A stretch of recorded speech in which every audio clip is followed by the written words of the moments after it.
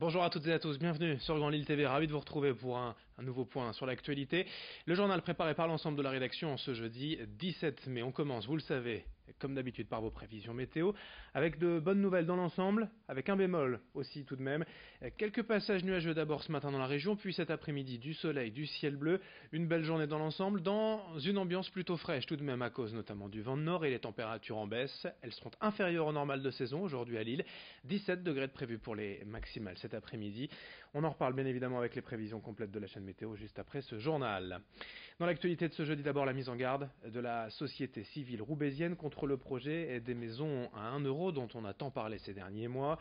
Plutôt favorable au projet, cette association politique regroupant des citoyens a consulté dernièrement des spécialistes de l'immobilier, notaires, avocats et assureurs afin d'éplucher les contrats dans le détail et comment allait s'organiser concrètement cette offre.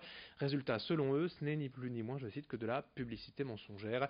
En l'état, selon la société civile roubaisienne, les responsabilités de l'acquéreur seraient plus importantes que prévu et surtout les frais engagés pourraient également être supérieurs à ce que la mairie avait annoncé. Des maisons, travaux et frais de notaire ou d'assurance compris à plus de 100 000 euros, alors qu'il y a des maisons entièrement rénovées déjà à moins de 100 000 euros sur le marché de l'immobilier à Roubaix. Explication de David Gilbert, président de la SCR, notre invité sur Grand Lille TV hier notamment, à propos d'un vide juridique en ce qui concerne l'assurance de ces maisons. Il n'y a pas de dommage ouvrable en fait qu'on peut souscrire. Il n'y a pas d'assurance en fait propriétaire parce qu'il ne l'est pas, ni de multirisque habitation parce qu'il n'est pas locataire. La ville va pouvoir lui assurer son bien en tant que propriétaire non occupant. Le locataire entre guillemets, lui ne pourra pas en fait au jour d'aujourd'hui en l'état bénéficier en fait d'une assurance. Les entreprises, oui, par leur décennale, mais futur propriétaire, non. Ce pourquoi, en fait, on demande qu'il y ait en fait une jouissance anticipée, mais aussi en fait un acte en fait anticipé en fait de propriété. Dans ce journal, dans cette édition également, sachez qu'à Lille, le centre des finances est occupé actuellement par les salariés grévistes. Ils demandent plus de moyens, plus d'effectifs pour mener à bien leur mission et comptent faire du reste-blocage jusqu'à mardi, journée nationale de grève des fonctionnaires. En conséquence, les services du centre des finances sont à l'arrêt. 1200 foyers privés de gaz hier matin à Lincel à cause de travaux sur la voie publique et d'une fuite place Jeanne d'Arc. Les pompiers sont intervenus pour sécuriser les lieux. Les habitants se sont retrouvés sans gaz durant près de 2 heures, le temps pour les secours de réparer la fuite.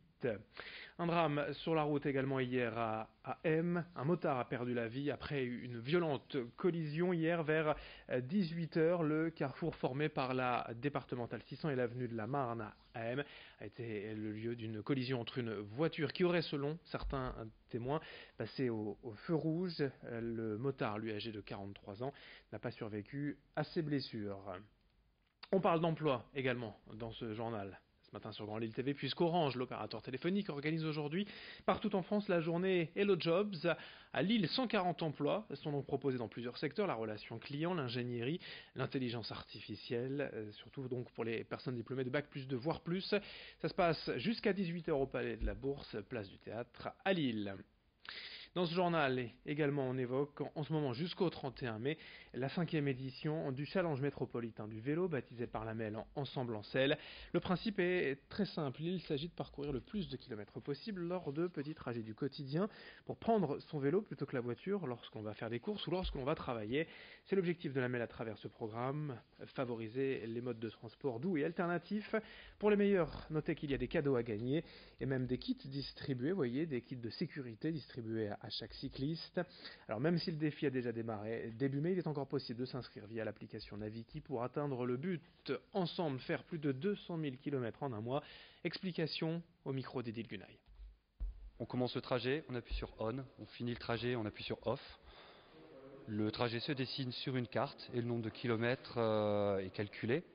Il est versé sur le compte individuel du challenger et sur le compte de son équipe s'il participe pour une équipe.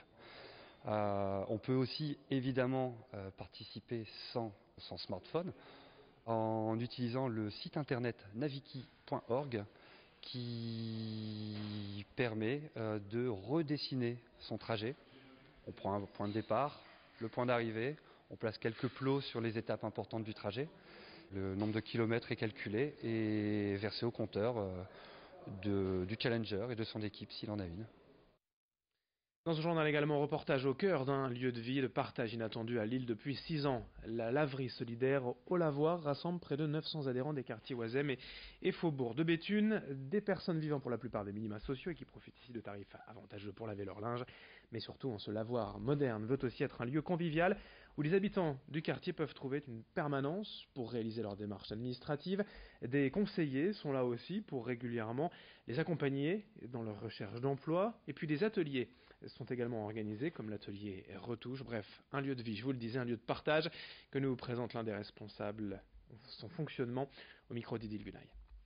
Quand on dépose son linge, donc le temps que la machine tourne, les personnes sont ici sur cet espace de convivialité où un accompagnement dans leur démarche administrative leur est proposé, soit dans la recherche d'emploi, ou bien tout simplement boire un café, un thé, accès à la bibliothèque ou bien aux ordinateurs donc pour faire leurs recherches.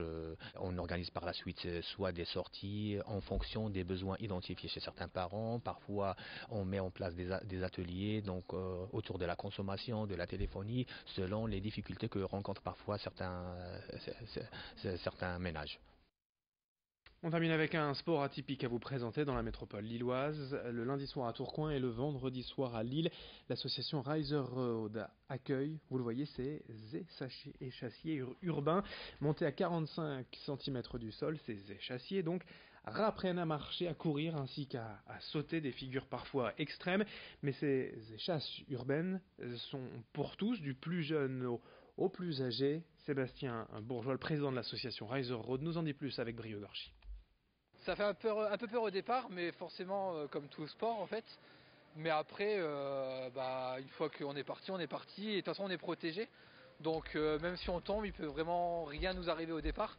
On reste un sport extrême, donc on est protégé avec poignets, genouillères, coudières, casque. Mais après, voilà, c'est de l'amusement. On travaille 98% des muscles du corps, mais on les sent pas parce que finalement, on s'amuse, on rigole, on parle avec tout le monde. Donc on fait du sport en s'amusant. Fin de cette édition, merci à vous de l'avoir suivi. Dans un instant, à suivre sur Grand Lille TV vos prévisions météo. Très belle journée à toutes et à tous, ensemble évidemment.